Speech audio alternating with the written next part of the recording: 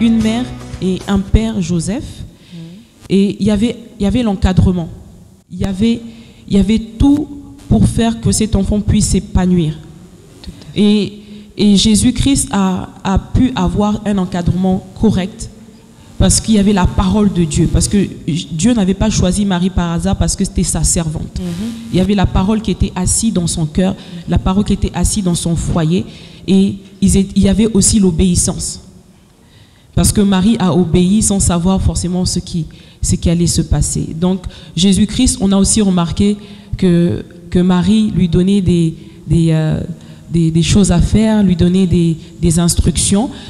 Par exemple, on a vu lors des noces de Cana, Marie savait déjà qui était Jésus parce qu'elle a exercé peut-être les miraculeux, toutes ces choses, parce que Jésus-Christ, il savait qui il était, et Marie devait lui faire prendre conscience aussi de qui il était par rapport aux instructions qu'elle avait reçues par l'ange. Donc, du coup, je me dis que nous, les femmes, quand l'enfant il est déjà dans le ventre, Dieu nous dit déjà qui est cet enfant. Souvent, on n'écoute pas, soit on n'obéit pas, ou soit on fait semblant de ne pas entendre, mais on sait ce qui Dieu nous envoie en général. Et on reçoit des instructions aussi avec, mais souvent on ne met pas en pratique notre petite voix interne qui nous parle. Et souvent aussi Dieu nous dit le sexe de l'enfant. Et on ne veut pas forcément croire. Alors qu'à l'époque, il n'y avait pas d'échographie, mais les femmes savaient qu'elles allaient avoir un garçon ou une fille, ou c'était des jumeaux. Donc le Seigneur nous montre les choses. Amen. Amen. Voilà, moi j'ai pris l'histoire de Jésus pour introduire parce que je me dis que Marie c'était une femme prophétique. Comme toutes les femmes, nous sommes des femmes prophétiques. Donc du coup, le Seigneur nous parle tout le temps. Donc on a la capacité, même en étant en Christ ou pas en Christ, le Seigneur nous donne la capacité de voir, de comprendre ce qu'on a en nous, au fait. D'accord. Voilà. Donc juste pour rebondir, ça veut dire que quand je suis enceinte, si j'ai des paroles négatives, pas forcément vis-à-vis de l'enfant, mais en fait, toute mon attitude peut impacter l'enfant qui va venir. Oui. Aïe, les femmes, nous avons du boulot. Nous avons intérêt à avoir des paroles positives lorsque nous sommes enceintes parce que nous faisons arriver quelqu'un qui va avoir une identité et cette identité est déterminée parfois par nous. Est-ce la prophétesse? Oui, cette identité, je pense que Marie a eu la grâce non seulement d'accompagner Jésus-Christ qui est Dieu sur terre, représenté en homme, mais elle avait cette tâche-là d'avoir l'attitude, l'art et la manière de parler pour donner les directions et pour enclencher aussi l'identité au fait de l'enfant. Parce que l'enfant, quand il est enfant, il y a la folie quand même qui est attachée à tout enfant. Et Jésus-Christ a expérimenté l'être humain. Il a expérimenté ce que nous pouvons vivre au fait depuis enfant jusqu'à l'âge adulte. Donc je pense que Marie, oui, a été quand même a été mandatée pour activer Jésus dans sa mission, pour qu'il ne perde pas la vision en fait de Dieu sur la terre. Amen. Est-ce que justement par rapport à ça, Jésus était pleinement Dieu, pleinement homme, mais le fait de s'être soumis, d'avoir obéi, est-ce que, parlant de l'activation, c'est ça qui a pu déclencher ce qu'il devait faire? Oui, vu qu'on a parlé de la préparation, donc Marie a été vraiment conduite par l'Esprit de Dieu parce que je pense que c'était une femme de prière et une femme attentive à ce que le Seigneur lui disait au travers des anges, des songes. Et elle a compris au fait que Jésus-Christ, elle le testait. Elle a testé lors du mariage des noces de Cana. Et elle a testé aussi lorsqu'il était parti au temple, alors qu'il n'avait pas demandé la permission forcément à ses parents. Et Marie et Joseph cherchaient Jésus pendant toute la journée. Et au final, quand on le trouve, Marie lui demande de repartir avec eux. Il aurait pu dire non parce qu'il était Dieu et il n'avait pas forcément besoin de ses parents. Mais il a obéi, il est parti à la maison. Amen. Parce que ce n'était pas encore son temps. Amen. Et donc, justement, par rapport à l'obéissance de Jésus, il y a quelque chose qui m'interpelle. Nous, les mères, nous devons donc être très attentives à l'obéissance ou à la désobéissance de nos enfants? Est-ce que ça a un impact sur leur avenir? C'est-à-dire, si notre enfant est désobéissant ou obéissant, comment est-ce qu'on arrivera à le faire devenir ce qu'il est, ce qu'il doit être par rapport à l'obéissance et à la désobéissance sur son éducation? Quel est l'impact? L'impact de la désobéissance nous amène à rater notre destinée, ou soit retarde la destinée. Parce que si l'enfant commence à obéir, on pourra toujours le remettre sur le droit chemin. Mais tant que l'enfant reste sur sa position, ne veut pas forcément obéir, il ne pourra pas faire grand-chose, parce que la parole de Dieu nous dit d'honorer au fait ce que nos parents, d'honorer nos parents, d'honorer l'éducation aussi que nos parents nous donnent. Amen. Amen. Et pour revenir à ce que vous nous avez donné hier, prophétesse, je ne sais pas pour vous, mais moi je suis restée sur ma faim. Parce qu'on me dit que je suis en préparation et que c'est parfois, comment dire, le fait que Dieu me fouette qui me prépare. Est-ce que vous êtes d'accord avec ça?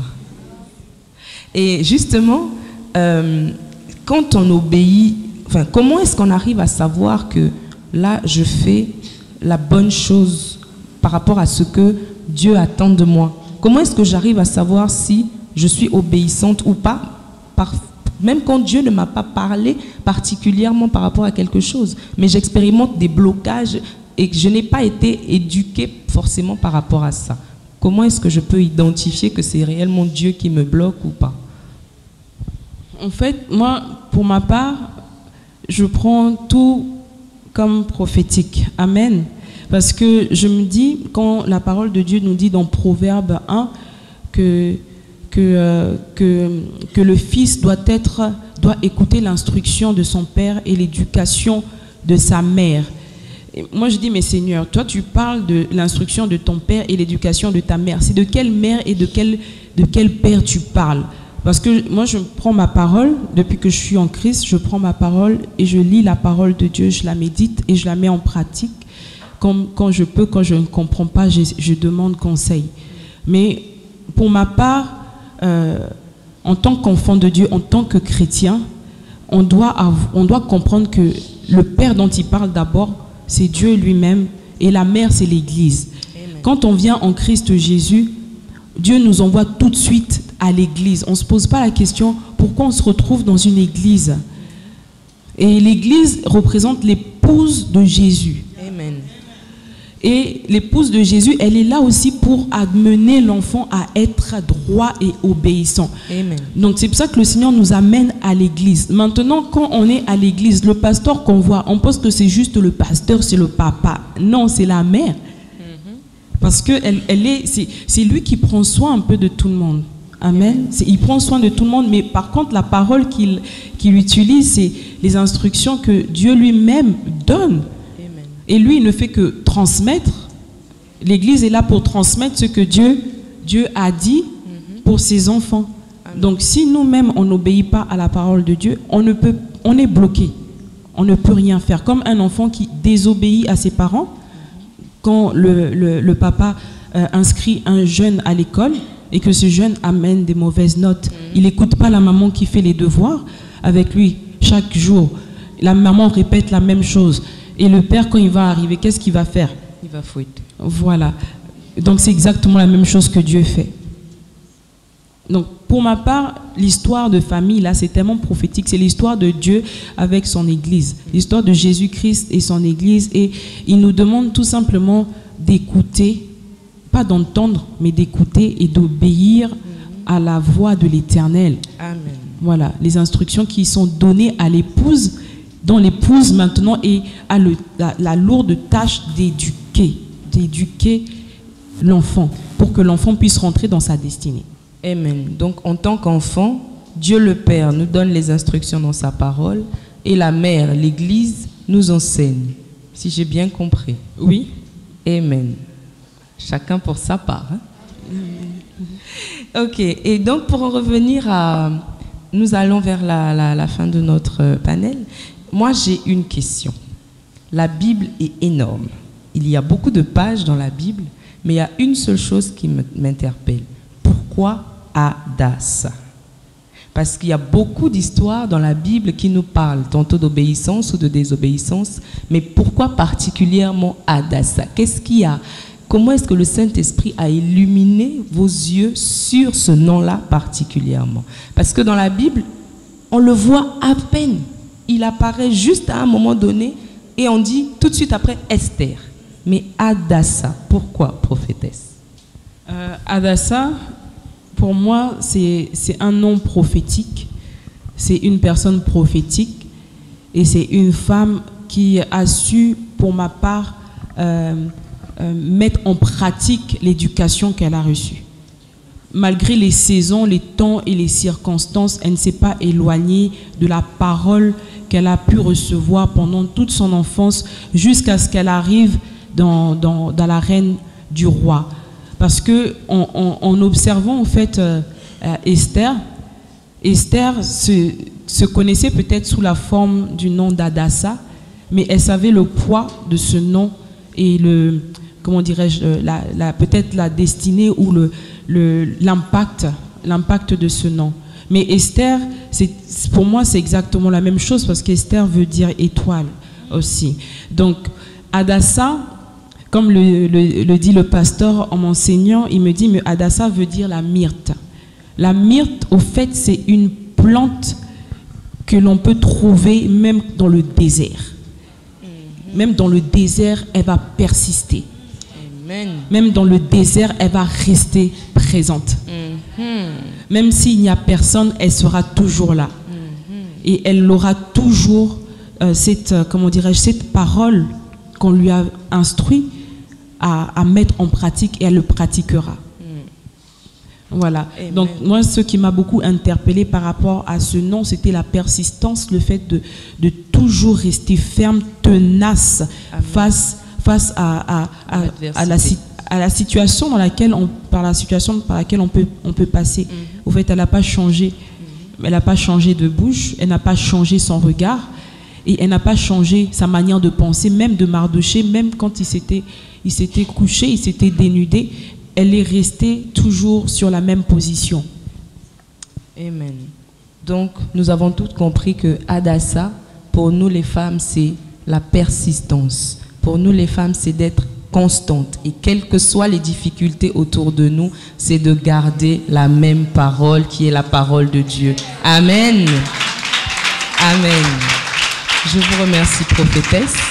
Je vais maintenant passer la parole à chacune de nous. Si nous avons quelques questions, nous allons prendre 2 ou 3, s'il y en a qui ont des questions. Même sur ce qui s'est passé hier, s'il y en a qui sont en reste, qui sont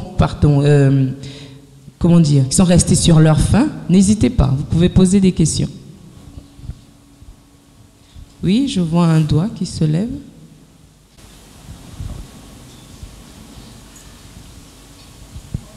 Bonsoir. Bonsoir, prophétesse. Bonsoir. Bonsoir.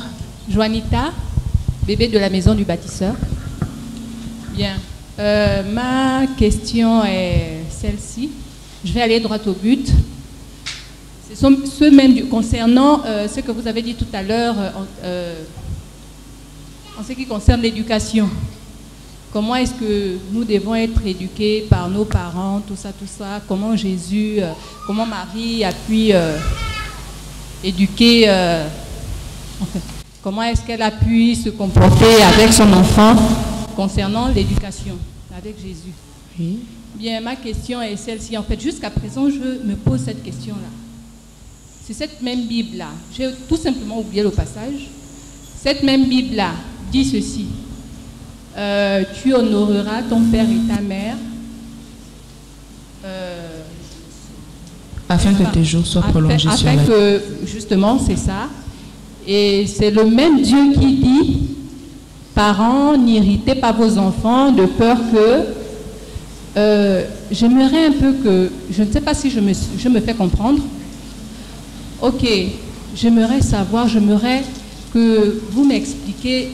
En fait, je ne me retrouve pas exactement. Bon, en tant que prophétesse, j'aimerais que vous m'expliquiez de manière explicite ce que cela signifie. Telle est ma question, merci. Merci. Une autre question ou la prophétesse répond directement? Oui, je réponds. Donc oui, les enfants doivent honorer les parents s'ils ne veulent pas être bloqués, c'est important. Mais aussi, les parents aussi ont le devoir aussi d'avoir l'art et la manière d'éduquer, de répondre, de réprimander leurs enfants, de corriger leurs enfants.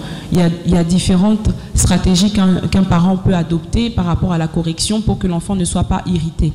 Et pour ma part, je pense qu'il est important aussi d'établir la communication en fait, avec l'enfant.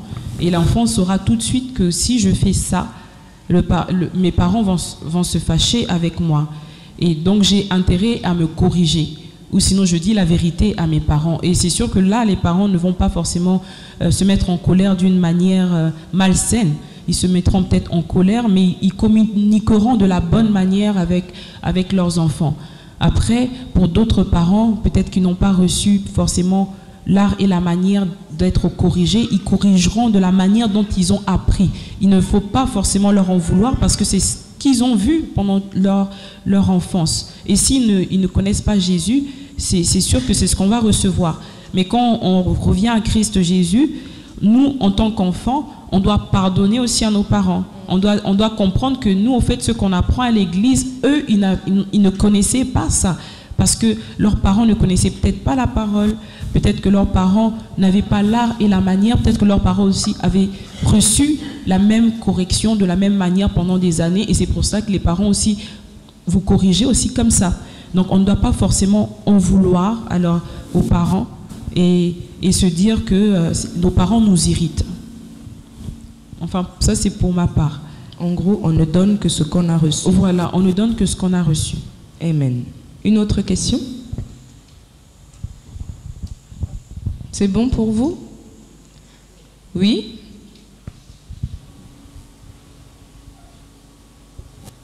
Bonsoir à tous. Bonsoir. J'ai une question par rapport toujours à l'éducation des enfants, précisément le comportement des enfants aujourd'hui. Moi, je veux savoir pourquoi, en matière de comportement négatif, il n'y a pas de différence entre un enfant chrétien et un enfant païen. Comment pouvez-vous justifier cela? Merci. Donc, le comportement d'un enfant chrétien et le comportement d'un enfant païen, cela vient de la maison d'abord. Parce que c'est nous qui faisons notre enfant. On lui donne ce qu'on veut. Qu'est-ce que nous désirons que notre enfant donne comme image au fait, de nous au fait, à l'extérieur. Donc c'est nous qui mettons en fait les paroles qu'il faut dans l'enfant pour qu'il représente aussi l'éducation qu'on lui donne. Qu'il soit à l'école. Pour ma part, l'école n'est pas un lieu où on éduque un enfant. C'est un lieu où on va pour avoir la connaissance et peut-être l'orientation pour la vie dans les études. Mais l'éducation, c'est les parents. Parce que si Dieu en personne a envoyé Jésus-Christ dans une famille, c'est qu'il s'est rendu compte qu'au fait, Adam lui-même, comme il n'avait pas des parents, c'est pour cela qu'il a fait comme il a fait. Nous-mêmes, on connaît l'histoire. Amen. Donc, pour ne pas se tromper, il a fallu que Jésus arrive dans une famille qui soit éduquée, qui soit punie, qui soit corrigée, qui soit orienté. C'est les parents qui donnent tout ça et qu'ils soient accompagnés. Donc si nous-mêmes en tant que parents, on n'a pas l'art et la manière de parler à nos enfants, on parle négativement à nos enfants, les enfants vont se reconnaître avec ce qu'il y a dehors. Parce que c'est ça qu'on trouve dehors. Donc un enfant chrétien doit parler le langage de la parole de Dieu. Un enfant chrétien doit lire sa Bible. Un enfant chrétien doit prier. Nous, nos enfants savent prier. La dernière, elle a 2 ans, mais on prie tous les jours. La première, elle a 9 ans, mais elle prie. C'est vrai que parfois, elle imite ce qu'elle voit dehors, mais quand elle rentre à la maison, on corrige. Tout de suite, on lui dit, ça, c'est pas bon. C'est notre responsabilité, au fait. Quand on voit un enfant mal se comporter, on doit lui dire que c'est pas comme ça qu'on se comporte. Pour la part d'autres personnes au milieu de nous, on a des nounous. Les nounous chez nous, ils restent avec nos enfants. C'est nous qui devons donner l'orientation à ces personnes qui restent avec nos enfants toute la journée. C'est nous qui on doit les éduquer aussi. On doit leur dire comment ça se comporte dans cette maison, quelles sont les règles à suivre. Quand tu restes avec les enfants, comment tu fais?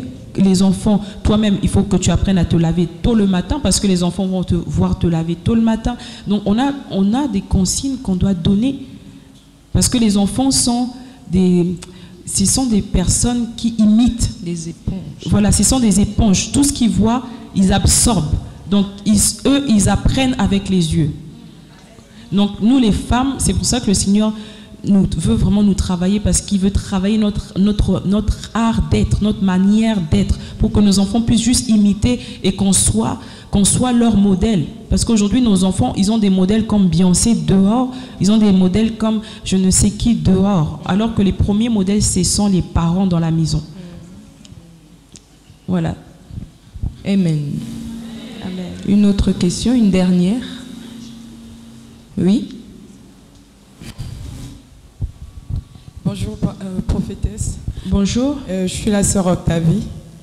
J'ai été invitée par ma sœur ici. Et Amen. Je prie à Bradford, aux États-Unis. Bien, ma question est la suivante. Comment être une bonne maman? Que dit la Bible sur la qualité de mère et comment enseigner les voies de Dieu à nos enfants? Les conseils suivent l'éducation de nos enfants. Elle a plusieurs volets en fait. Comment être une bonne maman? Ensuite, que dit la Bible sur la qualité de mère et comment enseigner les voies de Dieu à nos enfants? ok. Donc, comment être une bonne maman? Ce que dit la Bible sur la qualité de mère et comment enseigner les voies de Dieu à nos enfants. Déjà, comment être une bonne mère? Une bonne mère, c'est une femme obéissante, c'est une femme soumise à son époux, c'est une femme qui craint Dieu, parce que la parole de Dieu nous dit que la sagesse vient par la crainte de l'Éternel.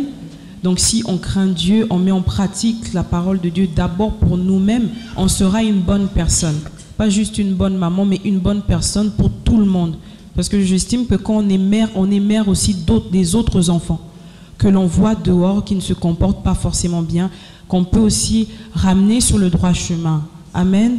Donc pour ma part, la crainte de l'Éternel amène déjà cette sagesse-là et cette intelligence et la connaissance de la bonne personne que nous devons être. Ensuite, la question. La dernière question, c'était comment avec la parole de Dieu, oui. La Bible, elle dit dans Proverbe au chapitre 1, à partir du verset 8, « Mon fils, sois attentive à l'éducation que tu reçois de ton père et ne néglige pas l'instruction de ta mère, car elles seront comme une belle couronne sur ta tête et comme des colliers à ton cou. » Pour ma part, l'enfant doit être tout simplement obéissant à ce que les parents disent, les deux parents. C'est bon? Quels sont les conseils à suivre dans l'éducation de nos enfants? Les conseils à suivre, la parole de Dieu. On doit mettre en pratique la parole de Dieu. Il faut confesser la parole de Dieu. Moi, ce que je fais avec mes enfants, depuis que la première est bébé, j'ai pris la parole de Dieu, j'ai pris par rapport à ce que le Seigneur m'avait dit, par rapport à son prénom. J'ai pris son prénom, j'ai pris la signification de son prénom. Donc tout ce que je dis d'elle tourne autour au fait de ce que Dieu m'a dit au travers de cet enfant. Et j'ai utilisé le prénom de ma fille pour commencer à confesser des paroles positives sur elle, des paroles selon la Bible sur cet enfant. Et cet enfant aime le Seigneur. Elle aime le Seigneur et le Seigneur nous avait déjà dit au fait même comment elle allait s'appeler avant même qu'elle ne naisse. On avait choisi 2 prénoms. On avait choisi Sophia et Kayla, c'est ça? Et on ne savait pas qu'est-ce qu'on devait décider. Et on a dit au Seigneur, mais qu'est-ce qu'on doit décider, comment? Et puis bon, le pasteur et moi, on a dit, bon, on va demander à l'enfant c'est quoi son prénom, parce qu'on a 2 prénoms, mais on n'arrive pas à qualifier qui elle est. Donc on a demandé, et elle avait 6 mois dans le ventre. Donc on a posé la question à l'enfant, et l'enfant, on a dit, bon, si tu es Sophia, tu tapes une fois. Si tu es Kayla, tu tapes 2 coups. Ou si tu n'es pas Sophia, tu ne réponds pas. Si tu es Kayla, tu tapes 2 coups. Donc on a appelé Sophia, on s'était un peu fatigué. Donc après, elle ne répondait pas. J'ai dit, bon, je pense qu'on va dire Kayla. Bon, elle a tout de suite tapé 2 coups. J'ai dit, elle a tapé 2 coups. Après, non, le pasteur dit, non, recommence. J'ai dit, Kayla, elle donne encore des coups. J'ai dit, Kayla, elle donne encore des coups. J'ai dit, bon, on a trouvé le prénom, elle s'appelle Kayla. Voilà, donc le nom de l'enfant, comme pour Marie, l'ange lui avait déjà donné le nom d'Emmanuel. Jésus, il avait déjà qualifié au fait le nom, par le nom l'enfant. Donc déjà dès le sein maternel, quel est le prénom qu'on donne? Est-ce qu'on donne un prénom au hasard, un prénom inventé? Quel est le prénom? Et à qui demandons-nous aussi le prénom de cet enfant-là? Quelle est la destinée? Parce que le prénom de l'enfant contient sa destinée, comme Adassa. Amen. Donc c'est à nous maintenant de savoir être obéissante aussi à l'Éternel. Donc quand on a le prénom de l'enfant, le Seigneur va commencer à nous révéler comment on doit parler à cet enfant. Parce que Kayla, contrairement à Grace Sophia, Kayla c'est une princesse. Elle aime le monde des princesses. Donc quand je parle avec elle un autre langage que le langage des princesses, on ne se comprend pas du tout. Donc je reviens toujours au langage de princesse et de la royauté, parce que le Seigneur m'avait dit, elle c'est une princesse. Elle s'appelle princesse Kayla. Donc du coup, je suis obligée de m'aligner à sa destinée par rapport à ce que Dieu a déposé en elle, même si je ne sais pas qui elle est. Donc c'est un peu notre attitude que nous devons avoir, prendre la parole de Dieu, connaître le nom de l'enfant et commencer à identifier cet enfant-là par la parole de Dieu en lui donnant des conseils. Amen. Donc nous, les mères, nous avons une grande responsabilité. Une dernière question et nous allons clôturer. Bonsoir. Bonsoir. Je m'appelle Briette, de l'église Benjamin Premier-Né. Alors, vous avez donné des explications par rapport aux enfants qui sont dans le cadre d'un couple, d'un homme et d'une femme. Mais moi, j'aimerais vous poser la question de savoir, vous savez que beaucoup de femmes sont dans les églises, elles sont arrivées à Christ avec des enfants qui n'ont pas de père. Et parfois, ce sont des femmes qui élèvent des petits garçons tout seuls. Elles les élèvent toutes seules. Ces petits garçons ont besoin d'un papa. Et souvent, ce sont des garçons qui sont déphasés parce qu'ils n'ont pas, dans le cadre de leur éducation, il leur manque leur père qui peut leur donner ce que seul un homme peut donner à un petit garçon. Donc, elles arrivent à Christ, elles élèvent leurs enfants, filles ou garçons. Qu'est-ce que l'Église préconise justement pour ces femmes qui élèvent leurs enfants seuls, qui élèvent leurs garçons tout seuls?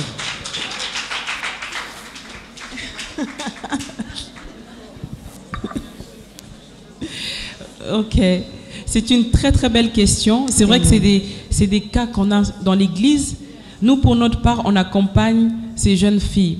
On les accompagne, on essaie d'adopter aussi ces enfants. Pour ma part, moi j'adopte certains enfants dont je peux prendre en charge, je corrige, j'oriente. Maintenant, pour l'Église de Jésus-Christ, le conseil que je pourrais donner, c'est que dans l'Église de Jésus-Christ, il y a des familles, il y a des couples équilibrés, il y a des pères et des mères. Donc parfois, Dieu peut aussi envoyer ces jeunes filles vers un couple. C'est aussi à elles de se connecter à ce couple et de comprendre aussi qu'on n'est pas seul. Parce que la parole de Dieu nous dit qu'il n'y a pas que les orphelins, je ne les laisse pas seuls, je ne les abandonne pas. Et quand le Seigneur amène ces femmes à l'église, c'est parce qu'il voit aussi que ces enfants sont des orphelins.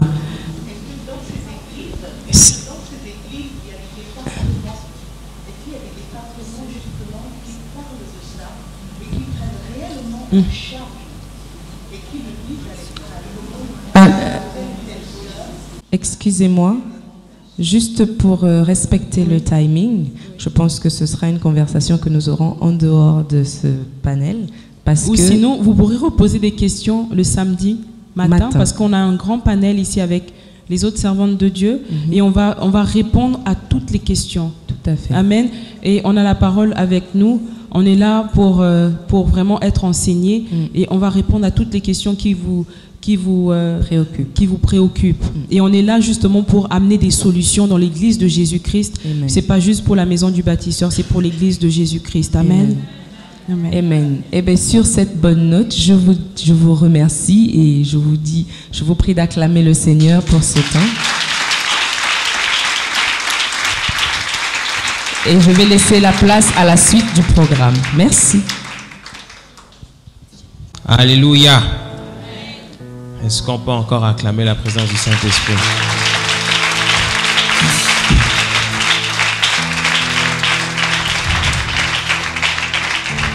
Amen. Pendant que tu prépares avec moi ton offrande, parce que après avoir écouté cela pour introduire, c'est important de s'approcher du Seigneur avec une offrande. Ensuite, nous allons passer directement au message de ce soir qui va être délivré par la servante de Dieu, la prophétesse Thelma Dorego. Mais si la prophétesse Kwan et Madame Gabolo le permettent, moi je vais, parce que moi je suis resté un peu sur ma faim par rapport à la dernière question. Ouais, on a dit qu'il y a samedi, il y a plusieurs questions qui vont être posées, qui pourront être posées, mais je pense que la question que la sœur Briette a posée est extrêmement importante. D'accord? Parce que beaucoup de femmes dans l'église, donc beaucoup de familles monoparentales, surtout des familles où le père n'est pas représenté, ont besoin de savoir ce que l'église de Jésus-Christ est en mesure de proposer pour répondre à ce type de problème-là. Je ne sais pas comment les autres églises font. Je ne sais pas, tous les pasteurs n'ont pas la même conception de l'organisation au sein de l'église.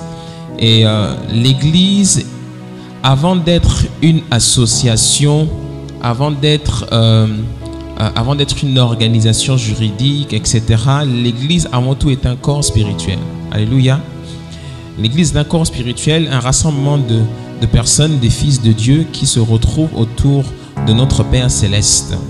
Lorsque le Père est absent dans la famille, parce que la Bible dit que Dieu est le Père de toutes les familles sur la terre. Amen. Donc, quand un enfant grandit dans une famille avec l'absence d'un père et qu'il arrive dans l'église, la mère qui éduque l'enfant doit trouver les mots justes, l'attitude juste pour pouvoir présenter notre Dieu, le Père, comme le Père dont l'enfant a besoin. La Bible répond déjà à cette question-là parce que Dieu est le Père. C'est pour ça que Jésus-Christ vient nous révéler le véritable nom de Dieu qui est Père, Abba, qui est la source de toutes choses. Donc, même si un enfant grandit dans une famille monoparentale sous l'éducation d'une maman et qu'il est amené à rencontrer le Seigneur, il faut que cet enfant ait l'image du Père. C'est pour ça que beaucoup de personnes grandissent dans l'église avec l'absence d'un père et vivent un déséquilibre mental parce qu'ils n'ont jamais connu leur papa. Et c'est d'ailleurs pour cela que quand on amène sur la table l'enseignement du Père spirituel, beaucoup d'enfants ont du mal à accepter le Père spirituel dans l'église. Énormément, parce qu'ils n'ont jamais connu ce que c'est qu'un vrai Père. Et Jésus-Christ nous présente Dieu comme le Père parce que Dieu est Père. Alléluia. Ce n'est pas à la mère de jouer le rôle de Père. Elle doit mettre Jésus-Christ en avant comme étant le véritable Père de l'enfant. C'est pour cela que quand on prend Dieu, on le représente comme Père à l'enfant. Donc la Bible donne énormément de conseils. Elle a cité tout à l'heure le livre des Proverbes. Écoute l'enseignement de ta mère et de ton père, etc. Et il faut qu'on apprenne à représenter Dieu comme le Père. Dans l'église, pour revenir à l'éducation, en tout cas je ne sais pas comment les autres églises fonctionnent, mais à la maison du bâtisseur, on a un ministère, on appelle le ministère de la famille. Le ministère de la famille est en charge tous les facteurs qui concernent la famille, qui concernent la famille, les couples non mariés, les couples mariés, ce que c'est que l'enfant, ce que c'est que le père, ce que c'est que la mère, l'éducation. Donc nous nous efforçons d'organiser tout cela et par la grâce de Dieu aussi autour d'ateliers, etc., qui répondront à ces questions-là. Mais il est important quand nous présentons Dieu au peuple de Dieu, de le présenter comme étant un père. On parle beaucoup du Saint-Esprit, on parle beaucoup de Jésus, mais on parle très peu du Père. Alléluia. Et le Père, quand on le présente en tant que Père, eh bien, quelqu'un qui n'a jamais connu de Père dans sa maison, eh bien, finira par accepter. Quand il accepte Dieu comme étant son Père, à partir de ce moment-là, le Saint-Esprit lui donne l'éducation qu'il a manquée dans le foyer. Alléluia. Ouais. C'est très important en fait. Donc pour répondre à la question, qu'est-ce que l'Église propose? L'Église ne propose rien. La parole de Dieu propose tout parce que Jésus-Christ nous a présenté Dieu comme le Père. Qu'est-ce qu'un père fait? Un père apporte des repères. C'est parce que l'enfant n'a pas connu de père dans son foyer qu'il en manque de repères. Le père vient apporter un repère. Alléluia. Il vient apporter les mots, l'éducation, la mentalité, les conseils, etc. dont l'enfant a besoin pour trouver cet équilibre-là qu'il a manqué dans la maison. Alléluia. Et c'est pour ça que Jésus-Christ dit à un moment, n'appelez personne sur la terre votre père, parce que vous n'avez qu'un seul père. Et c'est d'ailleurs aussi l'un des arguments que les gens mettent en avant dans les églises pour dire qu'en fait, on n'a pas besoin d'avoir un père spirituel puisque Dieu est notre père. Mais en fait, le véritable père spirituel qui est Dieu est représenté au travers du père spirituel qui te donne sur la terre, au travers de ton père spirituel. Alléluia. Ouais. C'est pour cela que je fais partie des pasteurs qui croient que l'enseignement sur le père spirituel est extrêmement important dans les églises. C'est parce que beaucoup n'ont pas de père spirituel qui sont en manque de repères. Le père spirituel est très important. C'est extrêmement important. Pas plus tard que cet après-midi à 15 h, je parlais avec un pasteur qui me disait qu'il rencontre un gros problème à ce niveau-là parce que les gens ne veulent pas le reconnaître comme étant leur père spirituel. Et je lui ai dit, que fais-tu pour ça? Il me dit, ben, qu'est-ce que tu me conseilles? Je lui ai dit, il faut que tu enseignes ça. Il faut enseigner, comme toi tu fais asseoir tes enfants pour leur enseigner comment ils doivent se comporter avec les parents. Et bien dans les églises, le pasteur doit savoir prendre le temps nécessaire pour enseigner qu'est-ce que c'est que le père spirituel. Moi je suis votre père, vous êtes les enfants. Voici comment vous devez vous comporter en tant que fils spirituel et fille spirituelle. Alléluia. Bon, c'est pas moi qui enseigne aujourd'hui, je vais arrêter. Amen. Est-ce qu'on peut se lever pour faire de belles offrandes à notre Dieu?